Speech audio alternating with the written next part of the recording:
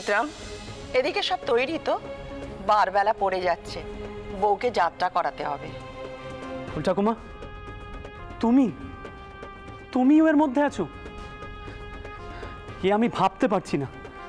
তুই যা কাণ্ড ঘটিয়েছিস, এছাড়া আর কোনো পথ ছিল না।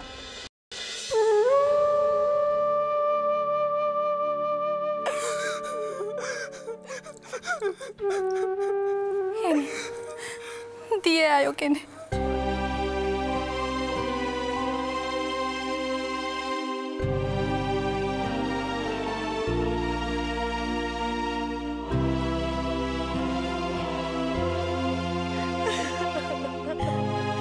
মা, কিচ্ছু ঠিকই করার নেই। মেয়েকে যাত্রা করাতে হবে, কান্নাকাটি করে সময় নষ্ট করিস না।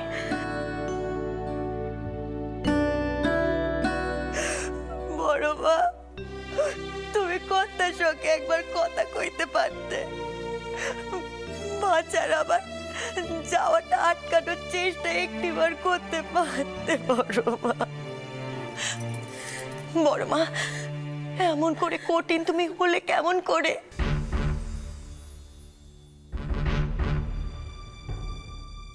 কি করবো বল?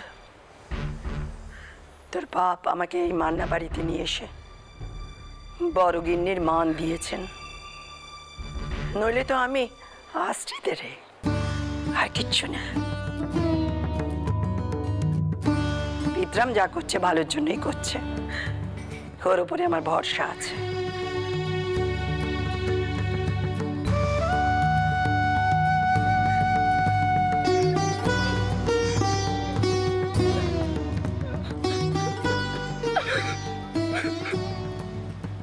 থাক থাক থাক,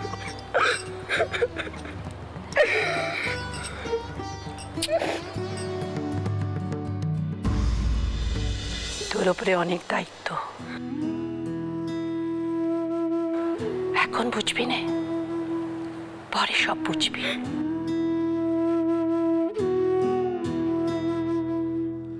সব ঠিক কি করে সামলাতে হয় তখন বুঝতে পারবি।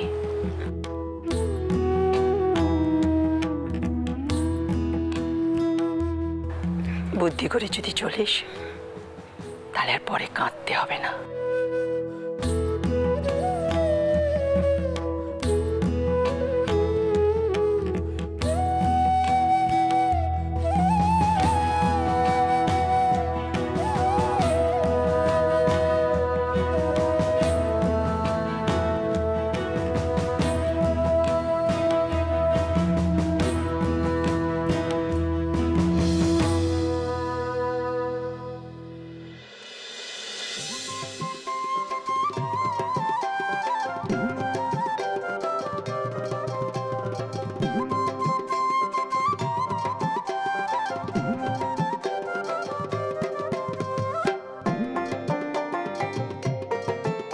আরে ও খেমি, আরে হলো তোদের? হ্যাঁ, আরে তাড়াতাড়ি কর। এই নটবর, হ্যাঁ, এই নদীর ধারে ঘুরে এলাম, বুঝলে? আচ্ছা, হ্যাঁ, কাউকে দেখা গেল না গো যদিও এখনো, তবে এসে পড়বে কিছুক্ষণের মধ্যে মনে হচ্ছে। দাদা বলি, এইদিকে তো হয়ে এসেছে। ও সিদ্ধেশ্বরী,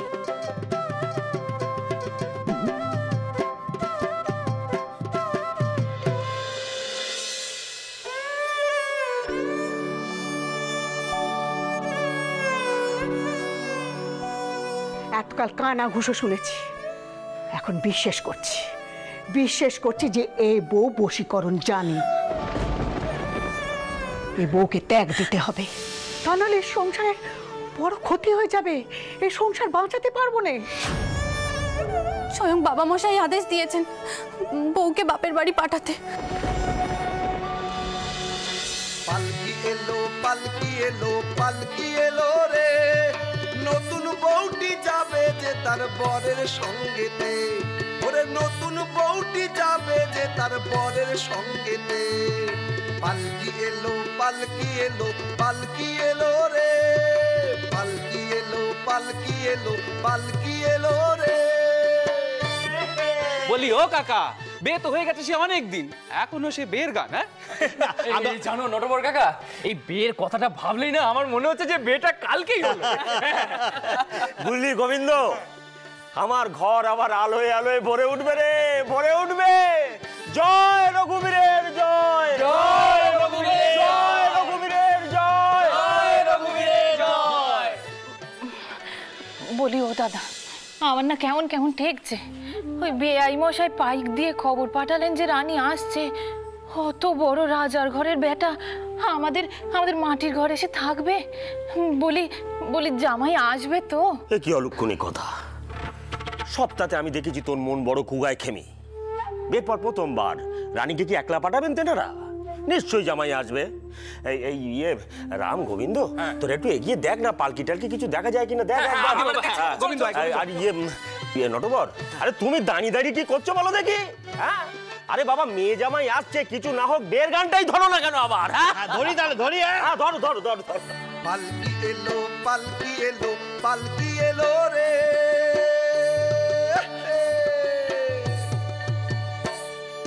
পালকি এলো পালকি এলো পালকি এলো রে, নতুন বউটি যাবে যে তার বরের সঙ্গেতে, ওরে নতুন বউটি যাবে যে তার বরের সঙ্গেতে।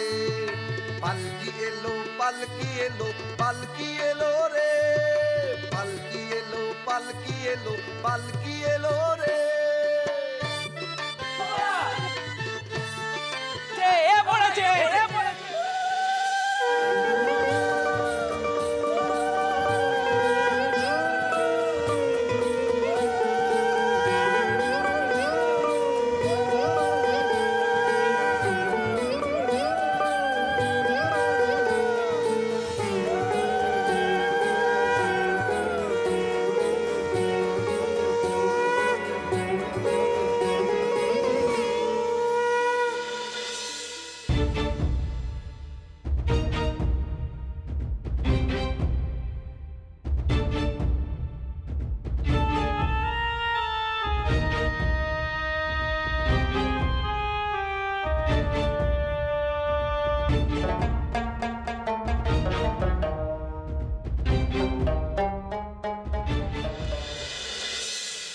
জামাই কোথায় মা?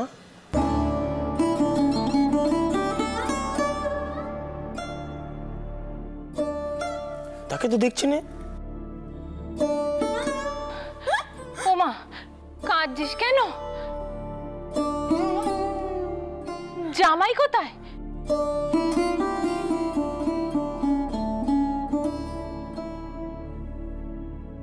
জামাই? আমি এখানে পিসিমা।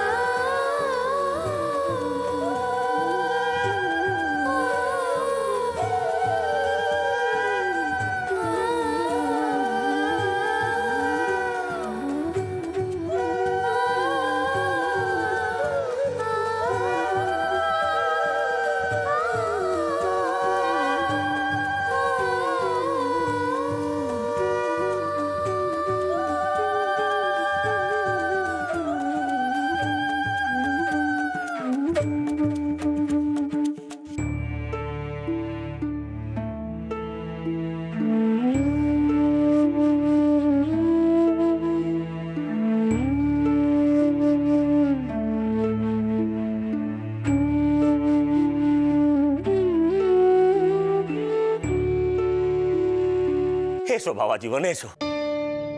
আমার এই গরিব ঘরে তোমাদের যে কি করে খাতির যত্ন করবো আমার জানা নেই গো বাবা, কিন্তু বিশ্বাস করো তোমাদের দুজনকে এই ঘরে পেয়ে আমি সত্যি ধন্য হয়ে গেছি বাপ। থাক থাক থাক থাক থাক, তুমি আমার পায়ের ধুলো নিতেছো কেন? এভাবে বলে আমায় লজ্জা দেবেন না বাবা মশাই। আপনি তো রানীর পিতা, আমার পিতৃতুল্য।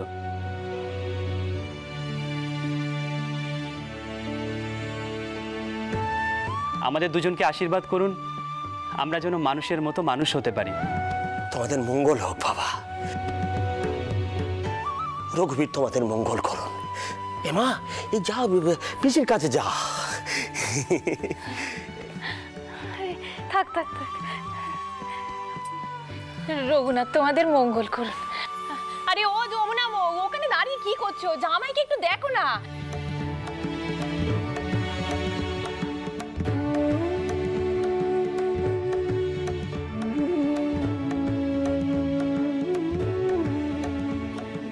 বসো বাবা, বসো বসো বসো, দেখি বসো বসো। একটু জিরিয়ে নাও, এতটা এসো, একটু মুখে কিছু। এই খেমি কি হলো ওদের ব্যবস্থা? আমি দেখছি, এক্ষুনি দেখছি।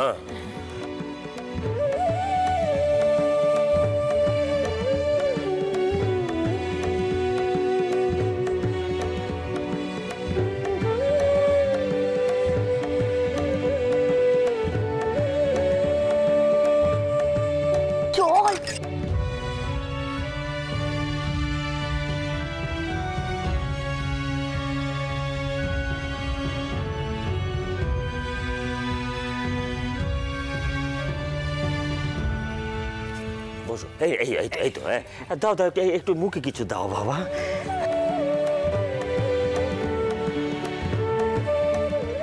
কেমন লাগছে? নতুন ঘর, নতুন বর, জামাইবাবু কেমন আদর যত্ন করছে ফুলশয্যার রাতে?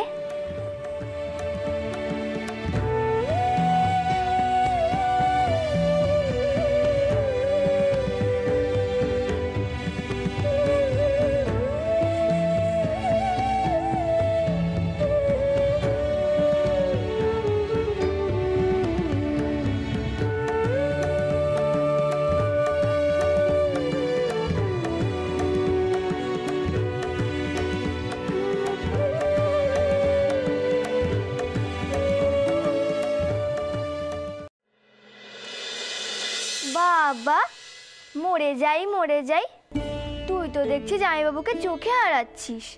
তা যখন বলেছিলাম চোখ বন্ধ করে জামাইবাবুর রূপ দেখতে, তখন তো খুব বলেছিলি যে রঘুনাথকে ছাড়া কাউকে দেখতে পাচ্ছিস না। এখন কি হলো?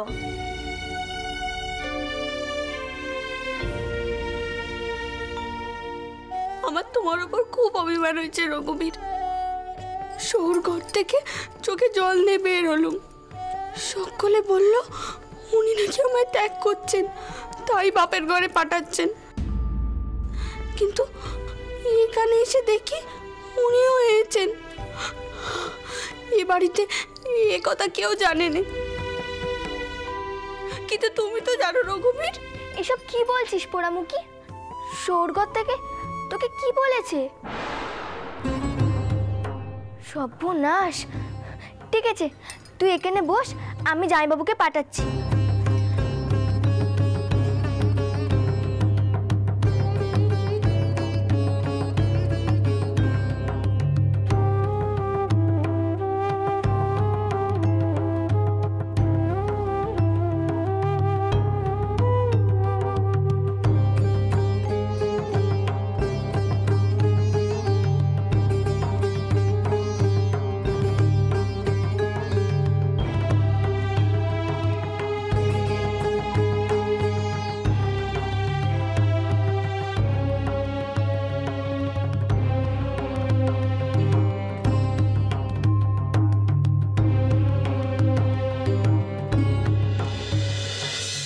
রানী,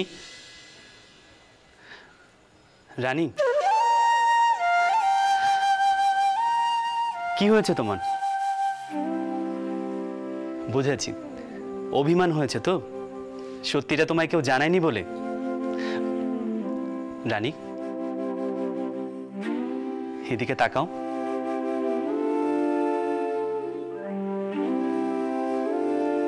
এ কি কাঁদছো?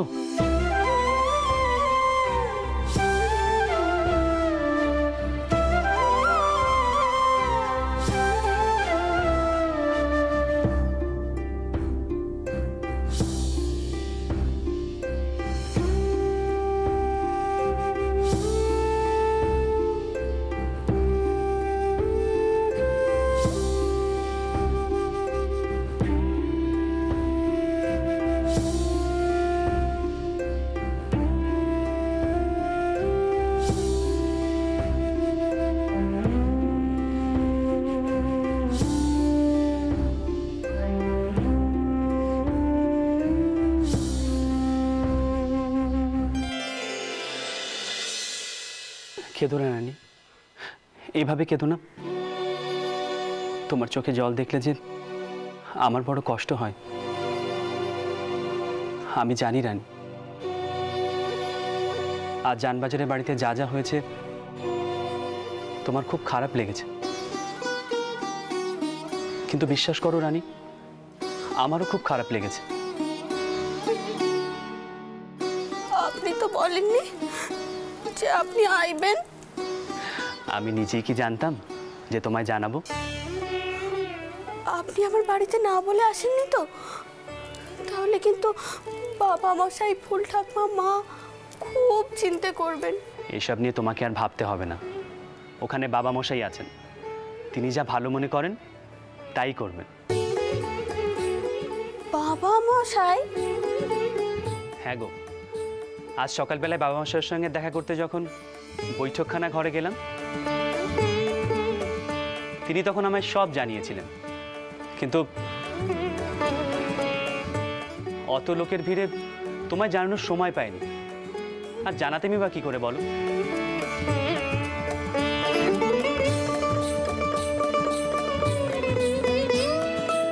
তবে আগে থেকে জেনে গেলে ব্যাপারটা অমন জমতো না, কি বলো? আপনি আপনি এখানে এলেন কি করে? বাবা মশাই কি বললেন? তোমার সহিসকে বলা আছে ঘোড়া তৈরি রাখতে। খিড়কির দোর দিয়ে বেরিয়ে ঘোড়া ছুটিয়ে সোজা কোনা গ্রামের উদ্দেশ্যে রওনা হও। আর হ্যাঁ, বাড়ির কেউ যেন কথাটা জানতে না পারে। বিয়ের পর মেয়েরা যখন প্রথমবার বাপের ঘরে যায় তখন জোরে প্রবেশ করতে হয়, সেটাই নিয়ম। এখনই ঘোড়া ছুটিয়ে গেলে তুমি পালকি পৌঁছবার আগেই তাদের ধরে ফেলতে পারবে। কি হলো, হাঁ করে কি দেখছো? হ্যাঁ, আমার এই ব্যবসা, তালুক, মুলুক, অর্থ সব ভবিষ্যতে তোমাকেই দেখতে হবে চন্দ্র। কূটনৈতিক বুদ্ধি, কূটনৈতিক বুদ্ধি না থাকলে জীবনে এগোবে কি করে? বাবামশাই, আমি মনে করেছিলাম। কি মনে করেছিলে? যে লক্ষ্মী প্রতিমাকে আমি স্বয়ং এ বাড়িতে নিয়ে এসেছি তাকে আমি বিসর্জন দেব? চন্দ্র, কিন্তু তোমার দিদিমার দিকটাও তো আমায় দেখতে হবে। তোমার দিদিমা, দাদামশাইয়ের জন্য আজ আমি এখানে এসে পৌঁছেছি, জীবনে প্রতিষ্ঠা পেয়েছি। তাই সব দিক বজায় রাখার জন্য আমায় এই সিদ্ধান্ত নিতে হয়েছে। বাবামশাই, দাদামশাই কি এই সিদ্ধান্ত মেনে নেবেন? তোমার দাদামশাইয়ের ওপর আমার পূর্ণ আস্থা আছে, তিনি নিশ্চয়ই এর প্রতিকার করবেন। নিশ্চয়ই করবেন। যাও যাও, কয়েকদিনের জন্য শ্বশুর গৃহে ঘুরে এসো। আমি নায়েবকে বলে সব ব্যবস্থা করে রেখেছি। বাবামশাই,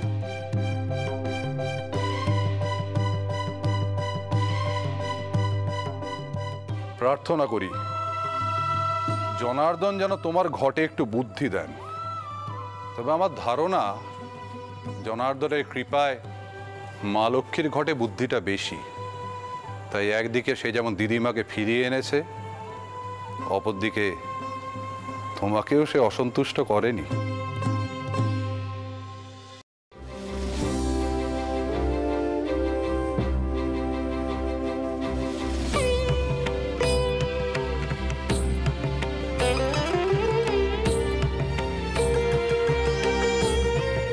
আমি জানতাম রঘুবীর, আমি জানতাম তুমি এতটা নিষ্ঠুর হতে পারো না।